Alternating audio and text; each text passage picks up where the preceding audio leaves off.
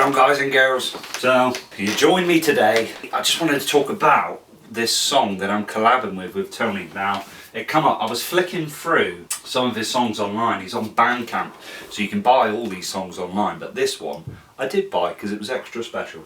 For a couple of quid, I think. I can't remember how much, but it was nice and painless. But let's check out the original, then I'll talk to you a little bit more about the song. The tide is turning, I watch the waves as they come crashing and tumbling on my shore.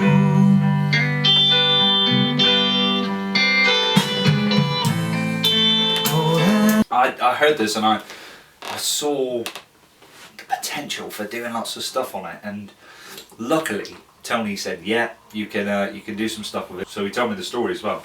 He went down to by Whitsand Bay. There's a cave there, and there was a hermit that lived in there, and he did a lot of poems on the walls, and he lived down there for years apparently. And Tony writ some of the poems down, was driving back and came up with this song, and I thought it was such a cool story. And I was just drawn to this song, especially with it being about by the sea. You listen to the lyrics, and you know, when you're out fishing, I think, yeah, that's a perfect little fishing song. Even though it's not about that. I hope you enjoyed it. In it for the long haul. I'll show you what I've got in a minute on top of it, and I'm really hoping that I haven't cocked it up, guys, because I don't want to touch it, but I've got some ideas. The echoes in my mind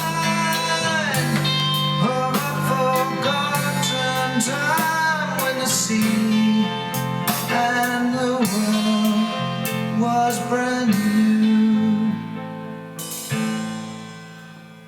So an absolute beauty. Let's see what I've done with it. I'll bring you in a bit closer. We'll go from there. Lovely job. So, talking of fishing, look at that. That's Chesil Beach there. So, Tony came to me and we started off with a scratch track. He's going to absolutely hate me showing you this scratch track. Waves as they come crashing and tumbling on my shore. Played on my keyboard as well, so he's going to have to resend me his nice grand piano sound, and he's going to send me a vocal. So this is just a scratch that I started off with. All I started off with was that. Added some guitars. He got a fresh set of strings for this one as well. It's always best recording with a fresh set of strings. You get that real crisp sound. There you go.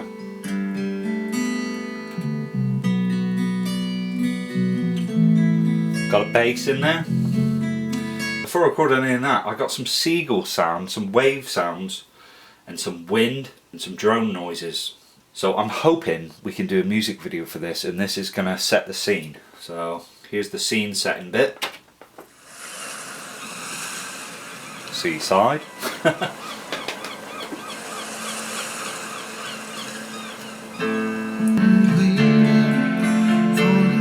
We got some cellos coming in.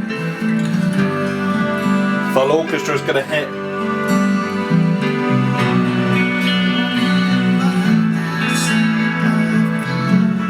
Now you get a general gist of it, but the mix is not done. Tony's voice isn't up front because he ended up humming some of it because it was literally just a scratch track. So what I've got to keep doing is I've got to keep referring back. But pretty much you hear when this guitar comes in, and I'll get my idea.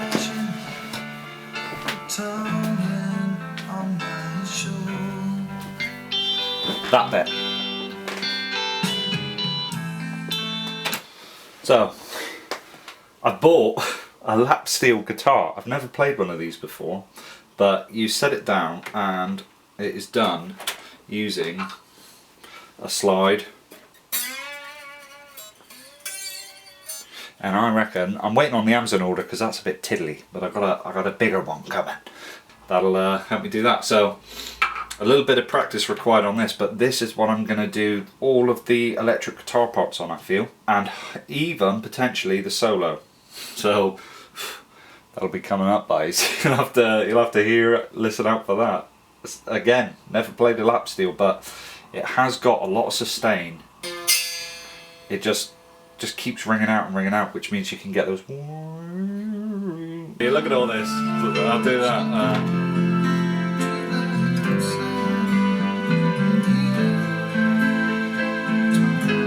We got a lot, and we haven't even got the drums in yet. So there we go, guys. I'm going to crack on. Hopefully, I think Amazon has literally just arrived, which means I've got a fresh slide. I'll wait for Tony's tracks. He's just messaged me, said he's a bit of a busy bee this week. He's had a lot of work come in, but he'll get there with it. So it's a work in progress. I've still got to work on some of my own stuff, but that's where we're at the minute. It's been a bit of an epic. It's going to be a big mix, and I can't wait to show you the finished product. And also, you imagine putting the music video with that up on the cliffs by rain and stuff. You know, it's going to be a really good one.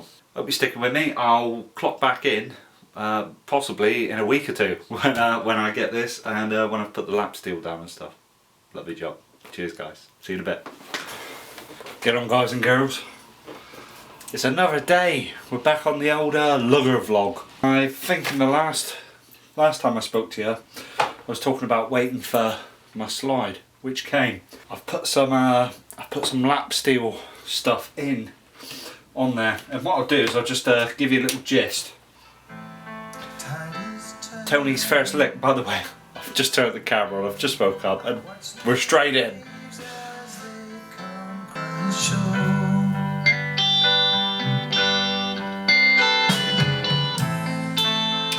It definitely needs that. Here we go.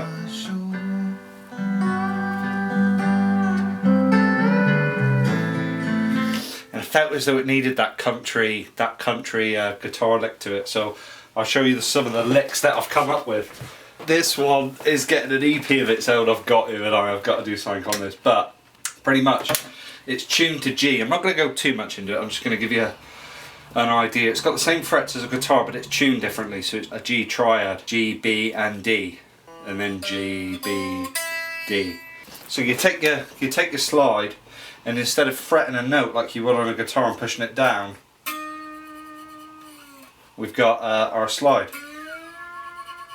and we can slide up to notes. So we've got all these different things we can do. But what happens if Tony's lick is played over 2 different frets? See, so I've had to learn to slide it over the 2 frets and then bring it up and then bring it up, and then it goes up flat. And you've got to be so precise. You've got to be just behind the fret with the slide. And I actually did do a solo in this as well, which I sent to Tony, and he likes the sound of it. And one of the main issues with this song now is how do we finish it. I think we're going to need a phone. I'm going to need to phone Tony up, or he's going to have to phone me, because I know there's something going on in his noggin where he's thinking we need the crescendo to the solo, and then we've got to cut it out. I think that's where he's coming from. So let's listen to the solo. Yeah. So we're running out of space with that vocal. I've got a plan for this. We're running out. It's cutting out. It cannot deal with the amount of tracks. I've got like 55 tracks. So I'm going to speak to you about how we're going to deal with that as well.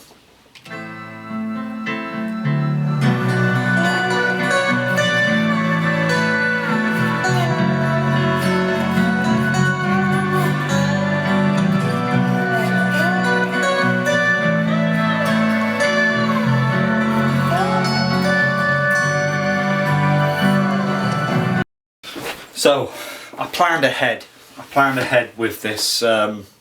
I knew there was going to be a lot of tracks in there, so this is something to think about.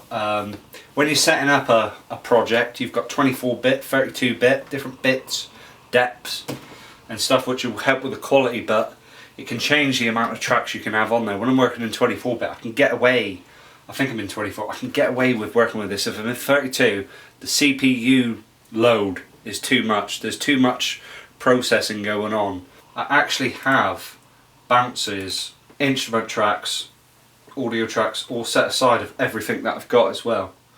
So I think what I'm going to do first is, because Tony has sent me his drums for this song, I think what I'm going to have to do is I'm going to have to get rid of all of these instruments. Going to be quite daunting. Work on the backbone, work on Tony's drums, work on the bass.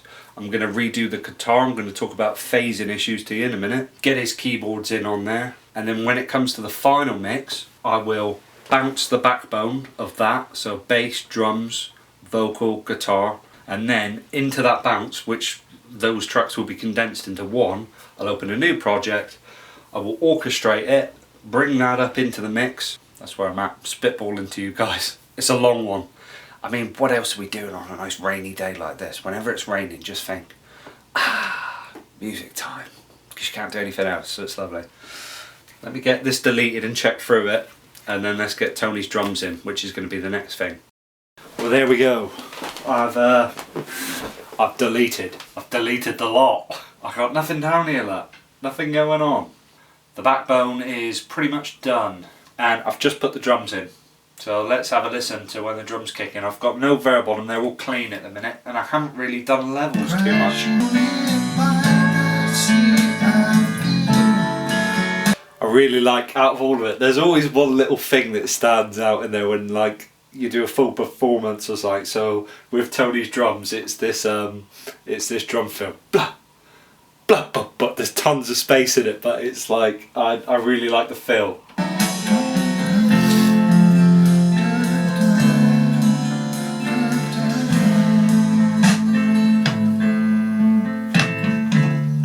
I love that. One more time, see if I can get it. Air drum. This is the fill of the song.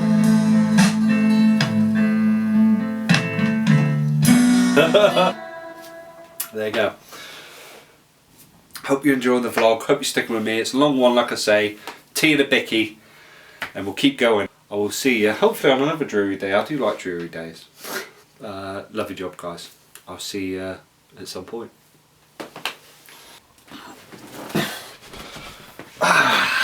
It's another dreary day.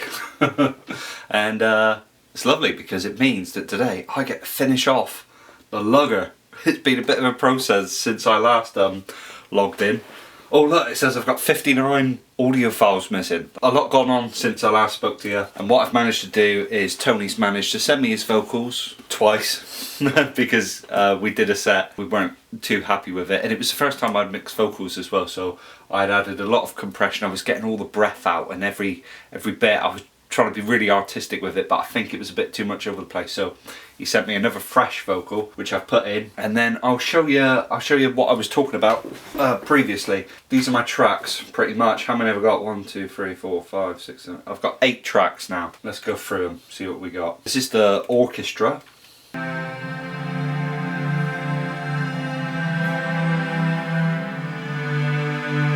Clarinet, large bass, violins,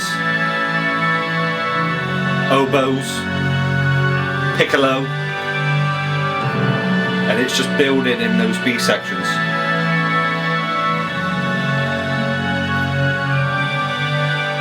I'll let it carry on to like a crescendo in G.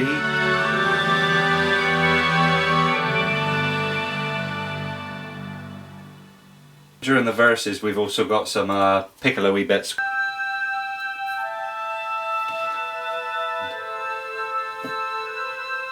So my orchestra is all mixed in, panned left and right 100%.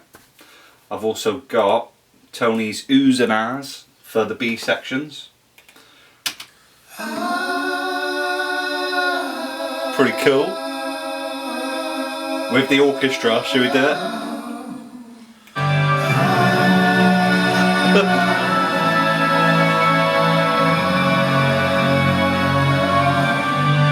Pretty epic.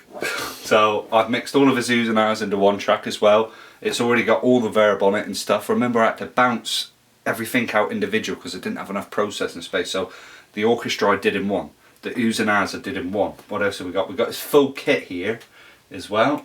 We've got the old drum kit. Let's go to that fill, boom, boom, boom, that big fill that he does.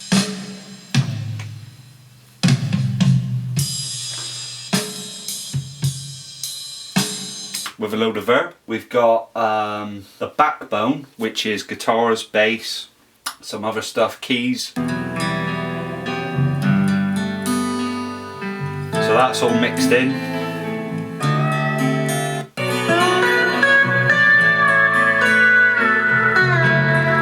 including the lap steel solo, and then I've got Tony's vocal. Gives me nothing. The sea gives me my mind, and here in the starlight. I side-chained compressed it, so I might need to go a little bit further with that actually, I'm not too sure, we'll have a little mess around with it, but pretty much you use a compressor to cut off the verb as he's speaking. Once he finishes, the verb kicks in, so you're not getting that muddied vocal on top. Gives me nothing. The sea gives me my mind. See, so you hear that? So it's as he's singing there is no verb, and then it kicks in after the point. Gives me nothing. The sea gives me my mind. But pretty much I've got another bounce here that is all of this bounced, and what I've done is I've just high passed it completely and bumped that up in the mix, and it gives it some treble on the outside, and I feel as though it makes the track super clear, so it's like kind of double tracked and you've got a real clear trebly one, and it just brings everything up. Because I always find my mixes are quite bassy, so if you bring that up then you get the clarity of it. But that is it. So there's the final mix.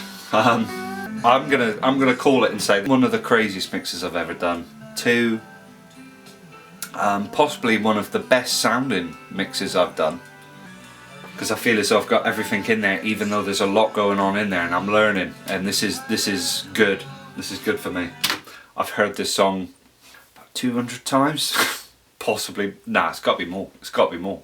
I've put a lot of a lot of effort into this because I wanted to get it bang on. It's a lovely song, and do you know what the crazy thing is? Just as I'm finishing off here now, the crazy thing is, it's 4 minutes long, and I've listened to it that many times, right? I could listen to it again, and I would still enjoy it. Now that's saying something. That's a song, isn't it? This one's mixed down. I'm going to put it on my phone, and I'm going to send it his way. Yeah, that's one done. And on top of that, I'm going to do. Where's the nice one? There's some beauties here. I'm going to do a lyric video to it there. I mean, potentially we could get out and do it at the cave, which we probably should do, but just for the meantime this isn't going to take too long at all, and I can just type up the lyric video and have that as something. I really hope you've enjoyed the process. I haven't gone in like too hefty with it. If I had, this video would probably be about 5 hours long if I told you everything that I did, so it's just an overview. It's good for me and Tony to look back as well, so hope you enjoyed it, and I'll catch you on the next little mix or something. See you later.